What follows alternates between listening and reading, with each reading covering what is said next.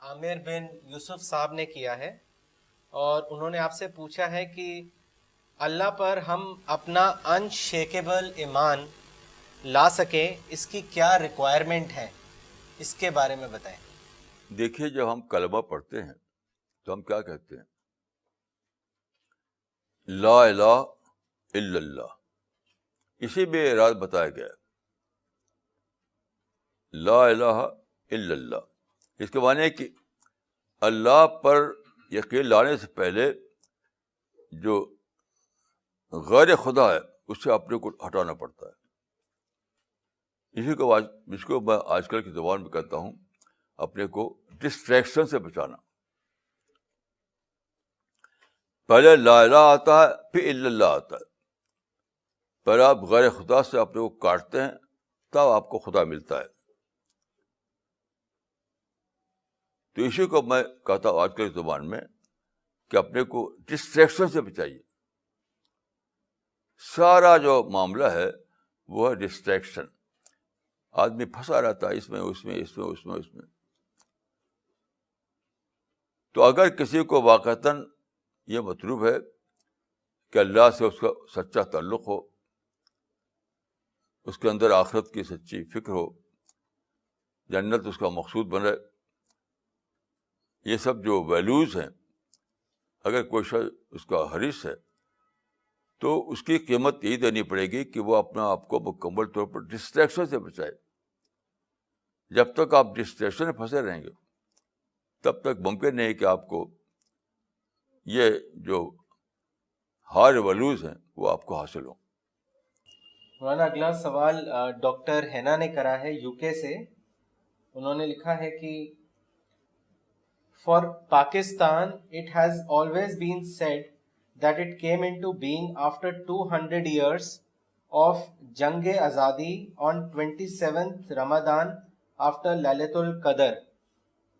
So it was a reply from God of the long-standing duas of millions of Muslim men, women and children for a place where they could live as Muslims without oppression. So Muslims of Pakistan still believe this, that it's a reply of their grandparents and forefathers' long-standing duas and prayers, and hence connected to religion.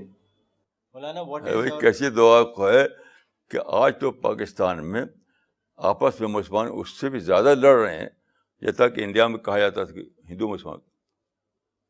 ہندو مسلمان کی جو بتائی جاتی تھی اس سے 1000 time زیادہ مسلمان ہی آپس میں لڑ رہے ہیں پاکستان میں۔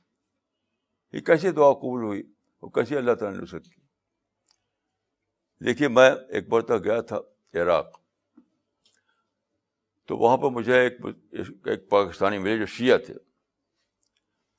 اور وہ یعنی میری عمر کے تھے، وہ سینئر تھے۔ تو انہوں نے بتایا کہ میں پیدا ہوا تھا دلی میں، پھر پاکستان بنا تو میں یہاں آ گیا پاکستان۔ تو وہاں وہ گئے تھے وہ سفر میں، کیونکہ وہاں پر مزار ہے۔ تو میں نے ان سے پوچھا کہ آپ نے پاکستان کو بھی دیکھا ہے اور انڈیا کو بھی دیکھا ہے، دونوں میں کیا فرق ہے؟ یعنی پاکستان بننے سے پہلے کا انڈیا بھی دیکھا ہے اور پاکستان بننے کا بھی دور دیکھا ہے، آپ نے کیا فرق ہے؟ تو آپ یقین کیجیے کہ وہ آدمی رونے لگا، رو کر اس نے کہا کہ مجھے تو اس کے سوا کوئی فرق نہیں نظر آتا کہ انڈیا میں ہندو مسلم لڑتے تھے، یہاں شیعہ سنی لڑ رہے ہیں۔ تو یہ کیسی دعا قبول ہوئی؟ یہ تو فالسہوڈ میں جیتے ہیں مسلمان، اسی کی مثال یہ بھی ہے۔ مسلمان فالسہوڈ میں جیتے ہیں، اس کی مثال یہ۔ بالکل یہ غلط ہے کہ پاکستان کو داؤں سے بنا ہے، یعنی اللہ تعالیٰ کو مطلوب ہی نہیں کہ آپ سپریٹ لینڈ بنائیں، کہ آپ اللہ تعالیٰ کو مطلب ساتھ جو ہے اسلام پھیلائیں، دعوت ورک کریں۔ یہ تو اللہ کی مرضی کے خلاف ہے کہ آپ ٹکڑے ٹکڑے کریں، اور نتیجہ کیا کہ دعوت کا کام رک جائے۔ جب سے پاکستان بنا ہے دعوت کا کام بالکل جپرڈائز ہو گیا۔ یہ کون سا اللہ کی مرضی ہے؟ یہ بالکل ہی فالس. سارے پاکستانی فالسہڈ میں جیتے ہیں, سارے پاکستانی فالسہڈ میں جیتے ہیں, اس میں مجھے کوئی شک نہیں. اگر آپ کو اس میں کوئی تفصیل جاننا ہو تو میری کتاب پڑھیے آپ, ہند پاک ڈائری. میری کتاب ہے ہند پاک ڈائری. اس میں آپ جانیں کہ سارے پاکستان فالسہڈ میں جیتے ہیں. اس میں آپ اس کی تفصیل جاننا چاہتے ہیں اس کتاب کو پڑھیے. مولانا اگلا سوال اجمیر سے کیا ہے ڈاکٹر سفینہ تبسم نے, اور وہ آپ سے یہ جاننا چاہتی ہیں کہ what is the criteria of differentiating social issues with the issues of faith, اس کے بارے میں بتائیں. دیکھیے کرائٹیریا تو بہت آسان ہے. دعوی ورک جو اس کو ہم کہتے ہیں, اس کا تعلق تمام تر آخرت سے ہے. قرآن میں ہے کہ انذار اور تبشیر, یعنی انذار کا مطلب ہے ایسے کام نہ کرو جس کی وجہ سے تم جہنم میں چلے جاؤ. تبشیر کا مطلب ہے وہ کام کرو جو تم کو جنت میں پہنچائے. اسی کا نام دعوت ہے. اور یہ سو کال سوشل کیا کہتے ہیں, سوشل سروس کیا ہے, سوشل ایشوز اور سوشل ایشوز تو ایک لیڈری ہے. میں نے سوشل ایشوز سے آج تک کچھ ہوا, میں اس کو لیڈری سمجھتا ہوں. ایک ہی کام کرنے کا ہے, وہ ایجوکیشن. باقی سوشل ایشوز کچھ بھی نہیں, میں اس کو نہیں مانتا. سوشل ایشوز یعنی کچھ سوال نکال کے کچھ نگیٹو پوائنٹ نکال کے لیڈری کرنا. ایک صاحب سے بات ہوئی جو سوشل ایکٹیوسٹ تھے وہ بہت دنوں سے, تو انہوں نے کہا کہ میں نے سوشل ایکٹیوسٹ تھا, میں اب چھوڑ دیا. میں نے کہا کیوں؟ میں نے کہا کہ میں جب دیکھا تو میں سمجھا کہ میں تو سوشل ایکٹیوسٹ نہیں ہوں, سوشل کریٹک ہوں. خود انہوں نے کہا. آپ چاہیں تو ان کا نام بتا سکتا ہوں, ان کا ٹیلی فون نمبر دے سکتا ہوں آپ کو. انہوں نے کہا کہ میں نے جب غور کیا تو میں نے کہا کہ میں اتنے دنوں سے کام کر رہا ہوں, اپنے سوشل ایکٹیوسٹ کہتا ہوں, لیکن کیا میں نے سوشل کریٹک بنا ہوا ہوں میں. تو سارے جو یہ اس لائن میں وہ سوشل کریٹک ہے. وہ میں دیکھ جو ایک ہی کام کرنے کا ہے ایجوکیشن, جو انڈیا میں ہے نہیں. کیونکہ انڈیا میں دیکھیے اعلیٰ اسٹینڈرڈ کی ایجوکیشن ہے ہی نہیں. ابھی اخبار میں آیا تھا کہ دنیا کی بہترین یونیورسٹیوں کی ایک لسٹ بنائی گئی, 100 دنیا کی 100 اچھی اعلیٰ یونیورسٹیاں, اس میں ایک بھی انڈیا کی یونیورسٹی نہیں.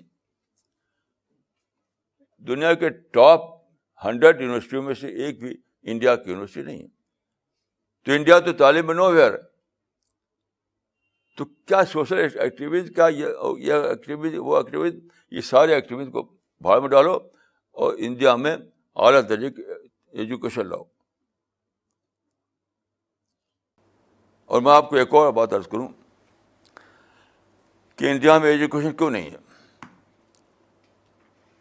ابھی ایک قصہ مجھے معلوم ہوا کہ ایک صاحب آئے تھے, ایک لیڈی آئی تھی امریکہ سے, پروفیسر, ایک امریکی پروفیسر آئی تھی انڈیا میں ایک یونیورسٹی میں. ابھی 1-2 ہفتے کی بات تھی. تو ایک مسلم اسٹوڈنٹ سے ملے. انہوں نے کہا کہ میں امریکہ میں جاتا ہوں پڑھنے کے لیے, مجھے وہاں پر ایڈمیشن دلوائیے. یہ سچا قصہ بتا رہا ہوں آپ کو. یعنی لیڈی پروفیسر ہیں, وہ امریکن ہیں, وہ امریکہ میں پڑھاتی ہیں, انڈیا میں آئی تھی, ایک یونیورسٹی میں لیکچر تھا ان کا. تو ایک مسلم اسٹوڈنٹ سے ان سے کہا کہ میں امریکہ جانا چاہتا ہوں پڑھنے کے لیے, تو مجھے وہاں ایڈمیشن دلوائیے. تو اس نے بہت سیریسلی کہا کہ میرے بھائی امریکہ انڈیا نہیں ہے. امریکہ میں ساری چیز میرٹ پہ ہوتی, میرٹ پر. وہاں ایسے سفارش کر کے ایڈمیشن نہیں ملتا وہاں پر. اگر آپ میرٹ پر ہوں گے تو وہاں ضرور مل جائے گی, نہیں تو نہیں ملنے والے. آپ کو پریزیڈنٹ آف امریکہ بھی آپ کو ایڈمیشن نہیں دلا سکتا. تو انڈیا میں سب سے بڑی مصیبت ہے ریزرویشن, رعایتیں, اور اس جو چلا انڈیا میں, اس نے تباہ کر دیا نظام کو. اور امریکہ میں کیوں بہترین ایجوکیشن ہوتی ہے, وہاں سب کچھ میرٹ پر ہے. کمپیٹ اور پیرش. میں بہت زیادہ اس کا وکیل ہوں کہ یہ جو فارمولہ ہے کمپیوٹر پرش، یہی انڈیا میں ہونا چاہیے اور اسی سے ترقی ہوتی ہے، کمپیوٹر پرش. تو اس لیے امریکن لیڈی نے کہا کہ وہاں پر یہ سب نہیں ہوتا جو آپ انڈیا میں سوچتے ہوں گے کہ کوئی سفارش کر دے تو آپ کا ایڈمیشن مل جائے گا، سفارش کر دے تو آپ کو سروس مل جائے گی. وہاں نہ تو سروس ملے گی سفارش سے، نہ ایڈمیشن، سب کچھ میرٹ پہ ہوتا ہے. وہاں کا اصول ہے کمپیوٹر پرش. تو انڈیا میں سمجھتا ہوں کہ سب سے بڑی جو غلطی ہوئی ہے وہ یہ کہ انہوں نے امریکن ماڈل، جو فطری ماڈل ہے، نیچرل ماڈل، اس کو نہیں لیا اور رشین ماڈل کو لے لیا. رشین ماڈل کو روس بھی تباہ ہے، انڈیا بھی تباہ ہے. ایک ہی پرنسپل، فطری پرنسپل ہے کمپیوٹر پرش. میں اس کو اسلامی سمجھتا ہوں اور امریکہ نے اس کو قبول کیا تو وہ اتنی ترقی ہو گئی. مگر اور انڈیا میں رشین ماڈل لے لیا انہوں نے تو روس بھی تباہ ہے اور انڈیا بھی تباہ ہے. یہ میری سوچ ہے، اب آپ لوگ پہ غور کیجیے. مولانا اگلا سوال دلی سے ہے، مولانا فرحت احمد صاحب کا، اور انہوں نے آپ سے پوچھا ہے کہ کیا ری تھنکنگ کا مطلب توبہ کرنا ہو سکتا ہے؟ اس کے بارے میں بتائیں. دونوں ایک ہی چیز ہے. توبہ کا مطلب ہی ری تھنکنگ. دیکھیے جب ری تھنکنگ کریں گے آپ تو آپ سوچیں گے کہ میں نے کیا غلطی کی، اس غلطی کو پھر آپ کریکشن کریں گے اس کا. اس طرح سے آپ پھر دوبارہ ٹھیک کریں گے. یعنی بھٹکے ہیں تو آپ صحیح راستے پر آئیں گے. میں سمجھتا ہوں کہ توبہ جو ہے وہ اسی چیز کا نام ہے جس کو میں ری تھنکنگ کہہ رہا ہوں. ایک اور بات میں عرض کروں گا کہ قرآن میں ہے کہ ثم یتوبون من قریب، جو جلد ہی کرتے ہیں توبہ. تو ری تھنکنگ بہت جلد کرنی چاہیے، کیونکہ ہوتا یہ ہے کہ اگر آپ توبہ قریب نہیں کیا آپ نے تو آپ کے اندر آپ کنڈیشننگ کی وجہ سے آپ پکا ہو جائیں گے اسی میں، پھر توبہ کی توفیق نہیں ہوگی آپ کو. ثم یتوبون من قریب یعنی غلطی کیا تو جلدی سے توبہ کرو، جلدی سے پھر سے سوچو، نہیں تو کیا ہوگا، کنڈیشننگ کا پروسیس شروع ہو جائے گا. اگر آپ نے توبہ قریب نہیں کیا تو کنڈیشننگ کا پروسیس شروع ہو جائے گا اور دھیرے دھیرے آپ کا احساس بڑھ جائے گا. احساس ہی بڑھ جائے گا کہ آپ اپنی غلطی کی تھی، یعنی غلطی کا احساس بڑھ جائے گا اگر آپ توبہ قریب نہیں کیا آپ نے. بہت اہم آیت ہے یہ قرآن مجید کی، ثم یتوبون من قریب، کہ جب غلطی ہو جائے تو فوراً توبہ کرو، فوراً دوبارہ سوچو، نہیں تو اسی میں تم کنڈیشن ہو جاؤ گے اور پھر توبہ کی توفیق بھی تم کو نہیں ہوگی. مولانا اگلا سوال لینے سے پہلے یہ کامنٹ پڑھنا چاہیں گے جو اقبال عمری صاحب نے بھیجا ہے، جو ابھی اس وقت امراوتی مہاراشٹرا میں ہے اور یہ پروگرام دیکھ رہے ہیں کچھ لوگوں کے ساتھ. انہوں نے لکھا ہے کہ مولانا آج پہلی بار گلو کیا ہوتا ہے یہ ہم لوگوں نے جانا. اور امراوتی مہاراشٹرا سے ہی مولانا شفیق قاسمی صاحب کا بھی سوال ہے. انہوں نے لکھا ہے کہ should Muslims not try to establish then Islam in a country where they are living? Please comment. کیا پھر سے پڑھیے. Should Muslims not try to establish then Islam in a country where they are living? دیکھیے دین کو establish کرنا یہ ایک بدعتی تصور ہے. دین کو فالو کرنا یہ تو اس زمانے میں جو پیدا ہوئی جو پولیٹیکل تھنکر انہوں نے یہ بدعت پھیلا رکھی ہے کہ دین کو نافذ کرنا، دین کو امپلیمنٹ کرنا، دین کو، یہ جو ہے تصور، اس سے ساری لڑائیاں ہو رہی ہیں. قرآن کا جو تصور ہے کہ دین کو فالو کرو، دین کی پیروی کرو، دین کی اطاعت کرو. دین کو کرنا ہے، دین کو کروانا نہیں ہے. اسی سے ساری برائیاں پیدا ہوئیں. مسلمان جہاں بھی ہیں، چاہے وہ انڈیا میں ہو کہیں بھی ہوں، فالو کر رہے ہیں ان کو، اور فالو کرنے میں کوئی رکاوٹ نہیں. رکاوٹ ہے جب آپ کہیں کہ تم پولیٹیکل سیٹ سے ہٹو، ہمیں پرائم منسٹر بننا ہے، تو وہاں جھگڑا پیدا ہوتا ہے. مولانا اگلا سوال لاہور سے طارق بدر صاحب نے کیا ہے، اور انہوں نے ایک کامنٹ اور پھر اپنا سوال پوچھا ہے. ان کا کامنٹ اس طریقے سے ہے، انہوں نے لکھا ہے کہ جزاک اللہ، no scholar in the whole world recognize the opportunities related to the globalization and دعویٰ. May Allah give us strength to spread this message in the whole world. پھر انہوں نے اپنا سوال لکھا ہے مولانا، انہوں نے کہا ہے کہ my question is in reference to the last Sunday lecture titled Kashmir lesson. Maulana, you mentioned that all of the people in the world spend their efforts to achieve ideal system in terms of justice, rights, society, development, etc. But current progress of the world or West is the result of their continuous efforts towards achieving the ideal system. What is your comment on this? دیکھیے ideal system تو کہیں بھی نہیں ہے، امریکہ بھی نہیں، Europe میں بھی نہیں ہے. کسی بھی کنٹری میں آئیڈیل سسٹم نہیں ہے، ہر جگہ لیس دین آئیڈیل ہے. جہاں تک اسلام کا تعلق ہے تو میں یہ کہوں گا کہ یہ بالکل مبتدعانہ تصور ہے کہ عدل کو قائم کرو. قرآن کا تصور ہے کہ عدل کو فالو کرو. قرآن میں دیکھیے ہے کہ لیقوم الناس بالقسط، تاکہ لوگ قسط کی پیروی کریں. اعدلوا، عدل کی پیروی کرو.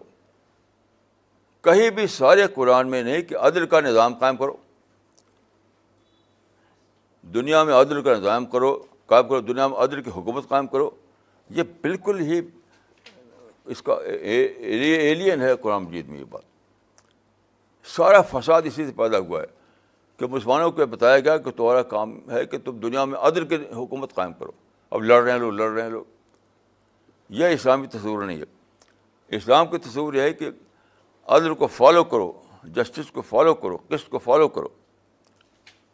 اتنی بڑی تحریک عرب میں ہے جسٹس پارٹی، جسٹس کو قائم کرنے کے لیے. وہ ساری کے ساری مبتدعانہ ہے، اسلام سے اس کا کوئی تعلق نہیں،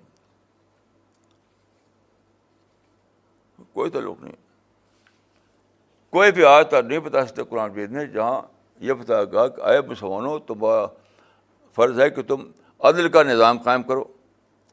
جتنی آیتیں ہیں اس میں کہ اے مسلمانوں، تم کو چاہیے کہ تم عدل کی پیروی کرو، عدل کو فالو کرو. مولانا اگلا سوال لینے سے پہلے ایک کامنٹ پڑھنا چاہیں گے جو ڈاکٹر فریدہ خانم نے بھیجا ہے دلی سے، اور انہوں نے لکھا ہے کہ today's lecture was an eye opener. It has become very clear as to how Muslims who are stuck in a blind alley and are groping in the dark can find the way to solve their problems and save themselves from destruction. مولانا اگلا سوال جمیل اختر صاحب نے کیا ہے دلی سے، اور انہوں نے لکھا ہے کہ مسجد جہاں بن گئی وہاں بن گئی، وہ جگہ قیامت کے لیے مسجد ہی ہے. کیا یہ حدیث ہے یا کسی کا قول ہے؟ وضاحت کریں.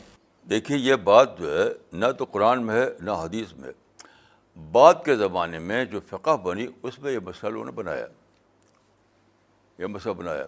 لیکن میں اس کو اسلامی نہیں سمجھتا، بعد کو بننے والی فقہ کا جز سمجھتا ہوں.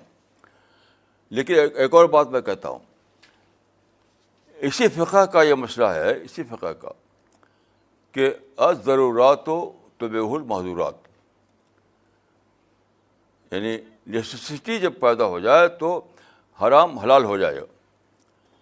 تو سوال یہ ہے کہ ایک بلڈنگ کو بچانے کے لیے اگر ہزاروں مسلمان مارے جا رہے ہیں تو وہ نیسیسٹی نہیں ہے، وہ نہیں ہے جس میں کہ آپ اپنے حکم کو بدلیں. Necessity makes unlawful lawful. اس کو آپ اپلائی کیوں نہیں کرتے؟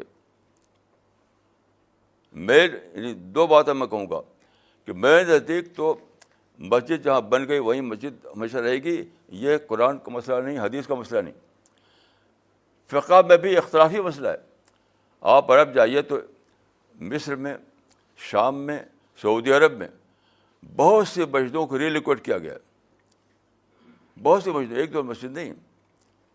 دیکھیے میں بتاتا ہوں آپ کو کہ پہلے زمانے میں جب یہ حال تھا کہ چھوٹے چھوٹے گھر ہوتے تھے, گلیاں ہوتی تھیں, روڈ نہیں ہوتی تھی, تو لوگوں نے جگہ جگہ مسجدیں بنا لیا پہلے.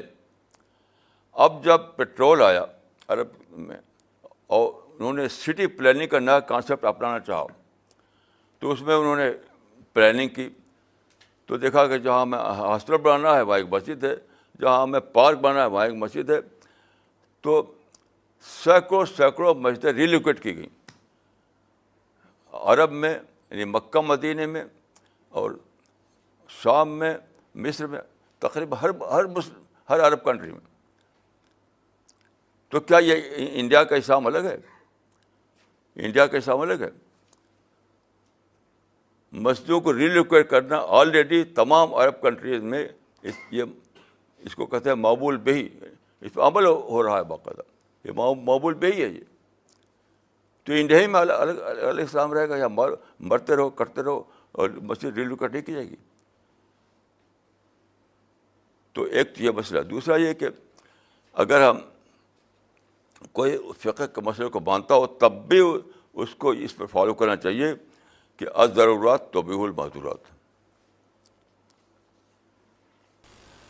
مولانا اگلا سوال لینے سے پہلے ایک کامنٹ پڑھنا چاہیں گے جو دلی سے بھیجا ہے مشتاق احمد وانی صاحب نے, اور انہوں نے لکھا ہے کہ I am so happy today to have got answer to the many questions I had regarding contemporary issues. My experience as a Dai at my former university enlightened me to the fact that politics and religion are two separate things. The biggest hurdle in the Dawa mission for me was this thing only. I now regret that had I been more cautious in this matter, I would have been more successful and satisfied. May Allah bless you. مولانا اگلا سوال وسیم احمد صاحب نے کیا ہے دلی سے, اور انہوں نے لکھا ہے کہ مولانا صاحب, قبۃ الصخرہ کو یہودیوں نے اپنے آپ اپنا قبلہ بنایا یا اللہ کی طرف سے اس کا حکم تھا؟ اس کو واضح کریں. بھائی یہ اس کی تو کتابوں میں یہ تو کوئی ایک ٹیکنیکل سوال ہے, یہ جو آپ فرما رہے ہیں کہ ٹیکنیکل سوال ہے. جو تاریخ ہے یہودیوں کی تاریخ, اس میں یہ ہے کہ ان کے عقیدے کے مطابق ذبیح جو ہیں وہ اسماعیل نہیں ہیں بلکہ اسحاق ہیں. آپ جانتے ہیں کہ حضرت ابراہیم کے 2 بیٹے تھے, اسماعیل اور اسحاق. تو عام مسلمان مانتے ہیں ذبیح حضرت اسماعیل کو, یہودی مانتے ہیں حضرت اسحاق کو. مسلمانوں میں بھی بعض افراد مثلا امام راضی جو ہیں وہ اسحاق کو ذبیح مانتے ہیں, جو مشہور مفسر جو ہے امام راضی. تو یہودی عقیدے کے مطابق حضرت ابراہیم نے اپنے بیٹے اسحاق کو ایک چٹان پر ذبح کرنے کے لیے لٹایا تھا. وہ بڑی سی چوکور چٹان ہے, وہ میں نے دیکھا ہے وہاں پر, اس میں لٹایا تھا. تو اس بنا پر وہ چٹان مقدس ہو گئی, اور اس مقدس جگہ کو انہوں نے اپنا قبلہ بنایا. اب یہ بات تاریخ میں لکھی ہوئی نہیں, جہاں تک میں جانتا ہوں کہ اللہ نے حکم دیا تھا کہ انہوں نے خود بنایا تھا, لیکن قیاساً اللہ نے حکم دیا ہوگا غالباً کہ اس کو قبلہ بناؤ اپنا. لیکن یہ یقینی ہے کہ مسجد اقصیٰ یہودی قبلہ نہیں تھا, یہودی قبلہ تھا قبۃ الصخرہ.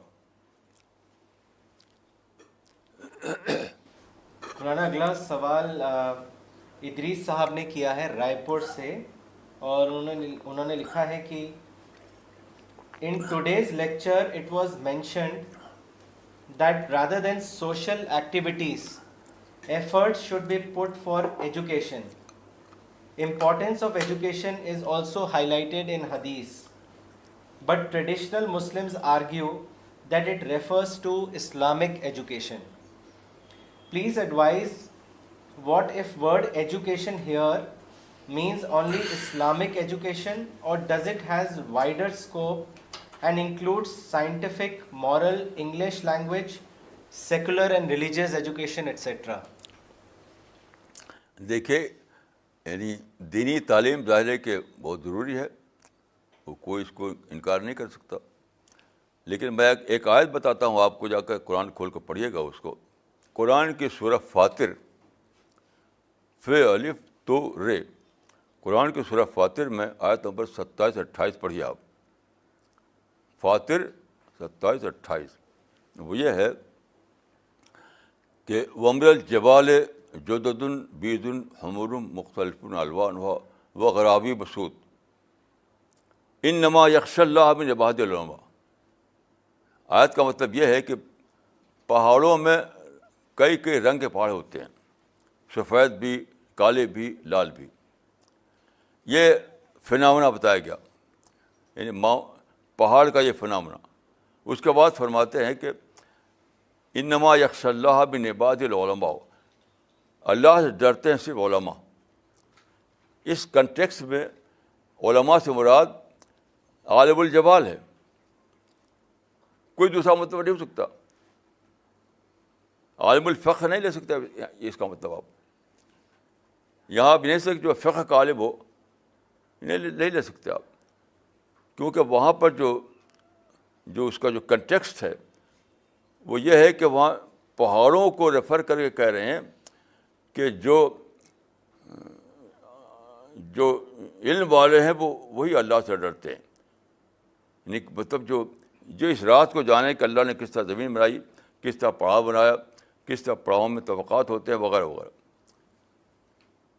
تو اس سے ثابت ہوتا ہے کہ علم دین اپنی جگہ بلا شبہ اہم ہے، لیکن دوسرے جو علوم ہیں جو انسان کے لیے مفید ہیں وہ بھی لازماً اسلام میں داخل ہیں، وہ اسلام سے باہر نہیں. مولانا اگلا سوال ڈاکٹر مسلمہ صدیقی نے کیا ہے دلی سے، اور انہوں نے لکھا ہے کہ please comment on this fact that if Muslims had finally succeeded after a long and hard struggle to carve out a separate land for them self and lead a religious life, then why is it that all the Pakistanis leave Pakistan at the very first opportunity available to them? کیا جس سوال کا جس کیا ہے کہ مولانا اگر اتنی کوششوں کے بعد پاکستان بنا تو ایسا کیوں ہے کہ کوئی بھی اگر اپرچونٹی آتی ہے پہلے تو وہ پاکستان چھوڑ کے دوسرے ملک میں چلے جاتے ہیں, ایسا کیوں ہے؟ دیکھیے پاکستان بنوایا گیا تھا مذہب کے نام پر, لیکن اس کا مذہب سے کوئی تعلق نہیں تھا. وہ تو ایک جذباتی یعنی قومیت بھی نہیں تھی, جذباتی قومیت. اس کا مذہب سے کوئی تعلق نہیں, اسلام سے کوئی تعلق نہیں. تو وہاں جو گئے لوگ بھاگ بھاگ کر کے دیکھا کہ پاکستان میں زیادہ مواقع نہیں ہیں اور یورپ میں زیادہ مواقع, امریکہ میں زیادہ موقع ہے, تو وہاں بھاگ گئے, کیونکہ کچھ ذہن تو برابر تھا نہیں. نہ پاکستان بننے سے پہلے نہ پاکستان بننے کے بعد ان کے اندر کوئی دینی ذہن تھا. دینی ذہن کا مطلب ہے کہ دعوت اللہ کام کرنے کا ذہن مثلا یہ تھا ہی نہیں. وہ تو یعنی ان کا مادی ذہن پہلے بھی تھا, مادی ذہن اب بھی تھا. یعنی پری پاکستان بھی مادی ذہن تھا, پوسٹ پاکستانی مادی ذہن تھا. تو جہاں دیکھا کہ جہاں کمائی ہے وہاں بھاگ رہے ہیں. پاکستان کا یہ تو نعرہ صرف تھا کہ پاکستان کا مطلب لا الہ الا اللہ, یہ سب نعرہ تھا, اس کا اسلام سے کوئی تعلق نہیں. اور دیکھیے یہ بدعت ہے, کیونکہ مذہب کے نام پر کوئی علاقہ الگ کروانا یہ تو کسی پیغمبر نے نہیں کیا. رسول اللہ نے, صحابہ نے ایسا کبھی بھی نہیں کیا کہ اسلام کے نام پر کہیں کہ ہم کو اتنا حصہ بانٹ کر دو. یہ تو اس قسم کی سیاست تو اس کا اسلام سے کوئی تعلق نہیں. تقسیم کی سیاست بلا شبہ اس کا اسلام سے کوئی تعلق نہیں. یعنی پارٹیز آف پارٹیشن اس کا اسلام سے کوئی تعلق نہیں. تو جب اسلام سے تعلق ہے اس کا نہیں ہے تو وہاں اسلام کہاں سے آئے گا؟ جب پارٹیز آف پارٹیشن جو اٹس سیلف واز ان اسلامی, تو کیسے ممکن ہے کہ وہاں اسلام آ جائے؟ تو یہ تو ایک ہنگامہ تھا, اس کا کوئی تعلق عقل سے بھی تعلق مانتا اس کو. اسلام تو بہت دور کی بات ہے. آج دیکھیے پاکستان ایک فیلڈ اسٹیٹ ہے, فیلڈ اسٹیٹ ہے وہ. اس سے زیادہ ترقیاں تو انڈیا میں ہوئی ہیں. تو یہ اس کا تعلق نہ تو پاکستان, اس کا تعلق نہ تو اسلام سے ہے نہ عقل سے ہے. یہ ایک جذباتی ہنگامہ تھا پہلے بھی اور اب بھی ہے. مولانا اگلا سوال ڈاکٹر فریدہ خانم نے دلی سے کیا ہے اور انہوں نے لکھا ہے کہ Muslims do not raise any objection to the relocation of masjid in Arab countries but they do not accept this same principle for India. Why is this difference in their attitude? اس زمانے میں نے لکھا تھا اس پر article. تو ہندوستان کے جو اس زمانے جو آگے تھے بابری مسجد کے تحریک میں, انہوں نے کہا کہ وہ عرب والے عرب جانے, ہم یہاں انڈیا میں ہمارا اسلام, انڈیا میں ان کا اسلام الگ ہے, عرب والے ان کا اسلام الگ. یہ کتنی احمقانہ جواب ہے. یہ کوئی جواب ہے کہ عرب کا اسلام جو بھی ہو ہمارا اسلام الگ ہو؟ تو اس کے کوئی لاجک نہیں, کوئی اس کی کوئی دلیل نہیں, کچھ بھی نہیں. ایک ہر دھرمی کی بات ہے. اس میں تو میں بہت زیادہ انڈیا میں سفر کیا تھا, تقریریں کی تھی, مضمون لکھے تھے, اور کوئی ایک بھی مسلمان انڈیا میں مجھے نہیں ملا, نہ اب بھی ہے, جو بابری مسجد کے بارے میں صحیح معنوں میں دینی انداز میں سوچتا ہو. صرف جذباتی سوچتے ہیں لوگ. آج بھی مجھے نہیں معلوم کہ بابری مسجد کے نام آتے بھڑک اٹھتے ہیں. یہ نہ اس کا تعلق نہ اسلام سے ہے, نہ عقل سے ہے, کسی چیز سے نہیں.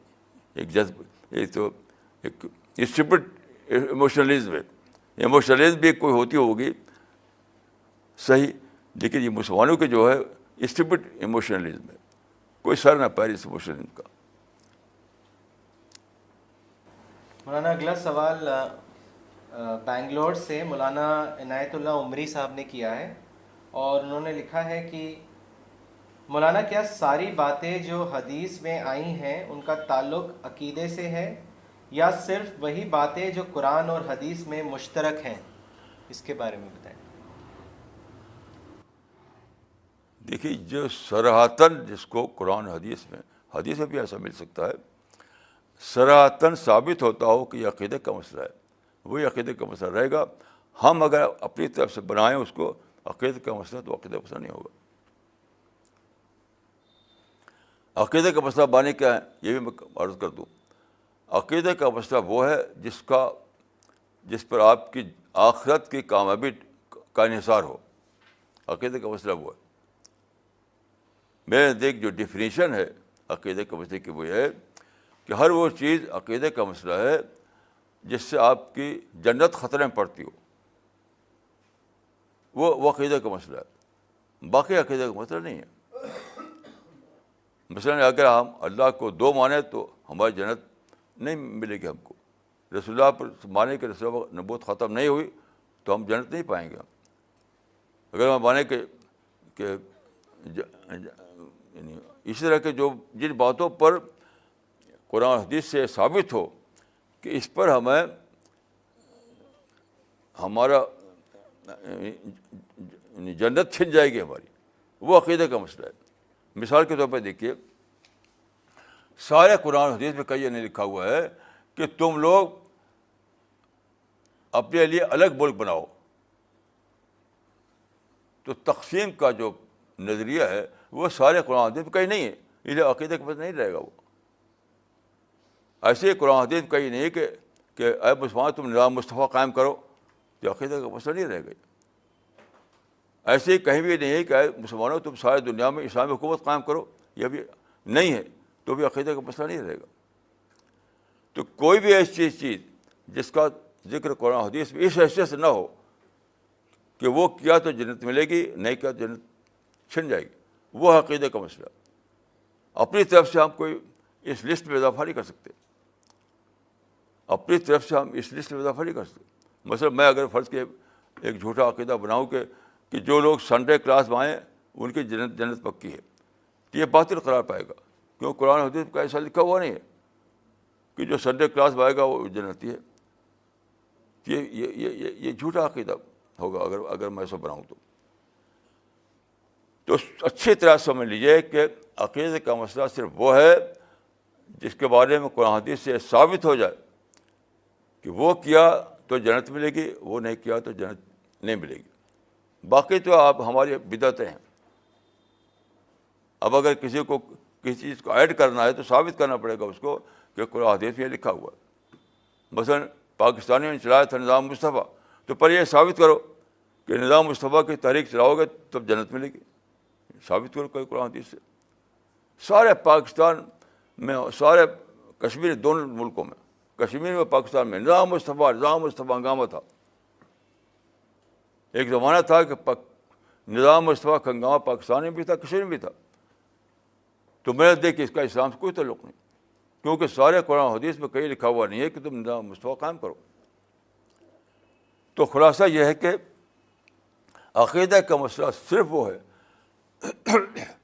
جس کے بارے میں یعنی یہ ثابت کر سکیں آپ کہ قرآن حدیث میں اس کو جنت سے جوڑا گیا, مطلب نجات سے, سالویشن سے. یہ زیادہ صحیح لفظ ہے سالویشن. ہر وہ چیز عقیدے کا ہے, مسئلہ ہے جس کا تعلق سالویشن سے ہو.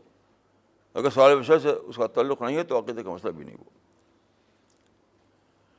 تو جن چیزوں کا تعلق سالویشن سے نہ ہو, نجات آخرت سے نہ ہو, وہ عقیدے سے باہر قرار پائے گی, اور اس میں ہم حالات کے اعتبار سے ایک رویہ قائم کریں گے. کوئی ایبسولوٹ اس میں کوئی چیز ایبسولوٹ نہیں ہوگی. جو چیز کا تعلق سالویشن سے ہوگا وہ لازماً ایبسولوٹ قرار پائے گی, جس کا تعلق سالویشن سے نہ ہوگا وہ ایبسولوٹ نہیں ہوگی. مولانا اگلا سوال دلی سے ہے, مس نغمہ صدیقی نے کیا ہے, اور انہوں نے لکھا ہے کہ it is a fact that there is no نفاس in Islam. Can we say we have to follow them and educate others on them and دعویٰ؟ کیا مطلب, کیا اس کا مطلب ہے کہ دیر از نو امپلیمنٹیشن مولانا اسلام میں, دیر از نو امپلیمنٹیشن. تو کیا ہم یہ کہہ سکتے ہیں کہ ہمیں صرف ایجوکیٹ کرنا ہے لوگوں کو دین اور دعویٰ کے بارے میں؟ بھائی میں نہیں سمجھا اس کو, سوال کا مطلب نہیں سمجھا. آپ کو کلیئر ہے؟ مولانا شاید وہ یہ جاننا چاہ رہے ہیں کہ جو امپلیمنٹیشن اکثر لوگ کرنے کی کوشش کرتے ہیں تو وہ اسلام میں نہیں ہے. اچھا سمجھ گیا. مقصد یہ ہے کہ بس دین اور دعویٰ کے بارے میں. امپلیمنٹیشن کہتے ہیں اردو میں نفاذ. دیکھیے, ایک ہے نفاذ, ایک ہے پیروی. ایک ہے امپلیمنٹیشن, ایک ہے فالو کرنا. تو یاد رکھیے, جو بھی قرآن تعلیمات اسلام کی ہیں وہ سب کی سب پیروی کرنے کے لیے ہیں. پیروی کرنا, ان کو نافذ کرنا نہیں. البتہ اگر اللہ تعالیٰ ایسے حالات پیدا کریں کہ کہیں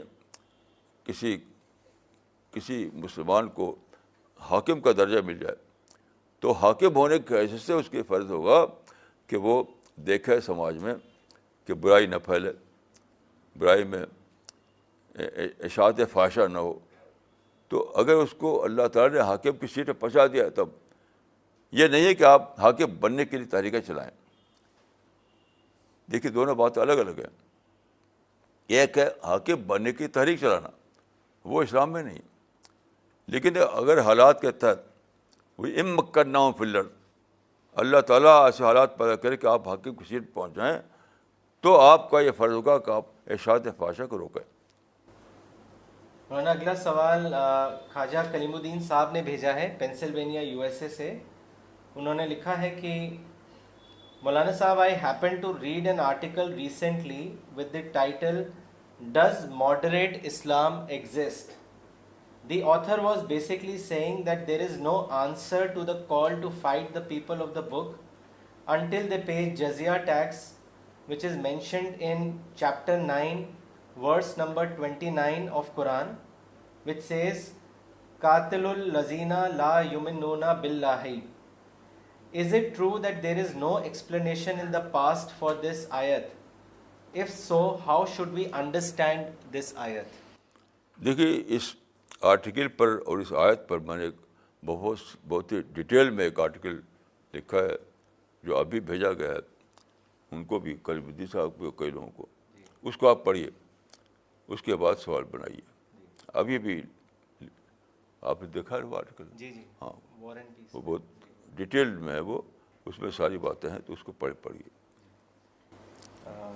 مولانا اگلا سوال لیتے ہیں. یہ شکیر الرحمان صاحب نے دلی سے کیا ہے. انہوں نے لکھا ہے کہ I have heard that most of the Islamic scholars claim that a Muslim should be a fundamentalist towards anti-social elements in the society. How far is this statement valid in the present context? دیکھیے مسئلہ یہ ہے کہ کس آیت سے نکلی یہ بات. جب تک آپ وہ آیت نہ بتائیں تو میں کیا اس بارے میں کیا کہہ سکتا ہوں. جو ایسا کہے تو اس کو وہ آیت پیش کرنا چاہیے، وہ حدیث پیش کرنا چاہیے، تب میں بتاؤں کہ اس حدیث کا کیا مطلب ہے، اس آیت کا کیا مطلب ہے. بغیر اس کے تو ہم کچھ بول نہیں سکتے اس کے اوپر. مولانا یہ آخری سوال ہے. شہاب حیدر صاحب نے کیا ہے دلی سے، اور انہوں نے لکھا ہے کہ Maulana you are right to suggest us to abstain from false religious ego. Yes, I agree with you to be free from gulu. But when conspiracy and enmity against the Islam exist, what should we do? Please advise. ہاں دیکھیے، اس سوال کا جواب قرآن میں بالکل بہت ہی clear طور پر موجود ہے. آل عمران 120. اس آیت کے الفاظ یہ ہیں: وَإِن تَصْبِرُوا وَتَتَّقُوا لَا يَضُرُّكُمْ كَيْدُهُمْ شَيْئًا. جس میں لفظ قید جو ہے اس کے معنی وہیں سے کہتے ہیں کانسپریسی، معامرہ، سازش. اس کا مطلب ہے کہ اگر تمہارے اندر صبر کی صفت ہو اور تقوی کی صفت ہو تو لوگوں کی سازش تم کو کچھ بھی نقصان نہیں پہنچائے گی. اس کا معنی کیا ہے کہ ہمیں یہ دیکھنا چاہیے، یعنی یہ نہیں دیکھنا چاہیے کہ کوئی سازش کر رہا ہے. سازش کرنے والے سازش کرتے رہیں گے، چیزیں کہ اس کا افیکٹو ہونا. قرآن یہ نہیں کہہ رہا ہے کہ سازش دنیا میں نہ ہوگی، یہ نہیں کہہ رہا ہے. سازش تو ہوگی. شیطان نے سازش کر کے آدم کو نکالا، حوا کو نکالا جنت سے. تو سازش یا conspiracy is part of nature. You can not remove conspiracy. یہ امپاسبل ہے. وہ ہمیشہ رہے گی. پیغمبر کے زمانے میں تھی، آدم کے زمانے میں تھی، آج بھی رہے گی. تو قرآن یہ بتاتا ہے کہ یہ مت دیکھو کہ دنیا میں کانسپریسی ہو رہی ہے، یہ دیکھو کہ تمہارے اندر صبر اور تقویٰ کی صفت ہے کہ نہیں. تو کیا کہ مسئلہ صبر اور تقویٰ کا نہ ہونا ہے، سازش کا ہونا یہ مسئلہ نہیں ہے. وہ تو رہے گا، that is part of nature. دنیا میں جب شیطان ہے، دنیا میں جب انسان کو آزادی ملی ہوئی ہے، انسان دنیا میں جب کلیش آف انٹرسٹ کا ماحول ہے تو لوگ کریں گے سازش. تو قرآن میں یہ نہیں کہیں کہا گیا ہے کہ دنیا میں سازش نہ ہوگی یا تم سازش کو ختم کرو، یہ کہیں نہیں ہے. سازش کو لڑ کر ختم کرو، یہ کہیں قرآن میں نہیں. بلکہ ایک اپنے اندر صبر کی اور تقوی کی صفت پیدا کرو تو سازش تمہارے لیے ان افیکٹو ہو جائے گی. تو قرآن کا فارمولہ یہ نہیں ہے، یاد رکھیے، کہ جہاں ہم سازش دیکھیں وہاں لڑ جائیں اس سے. جہاں ہم دیکھیں کہ یہاں کانسپریسی ہو رہی ہے تو اسے لڑائی چھوڑ دیں، یہ نہیں ہے قرآن.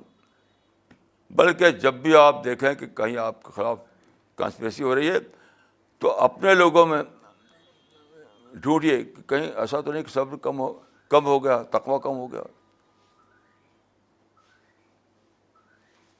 سو لیک آف صبر اینڈ تقویٰ is the problem. Presence of conspiracy is not the problem قرآن کے مطابق. یعنی صبر اور تقویٰ کا فقدان پرابلم ہے، سازش کی موجودگی پرابلم نہیں ہے. یا آپ آیت کو جا کر دیکھیے گا قرآن مجید میں، آپ یہ بات اس میں آپ کلیئر ہو جائے گی آپ کو. Okay, we will end the session now.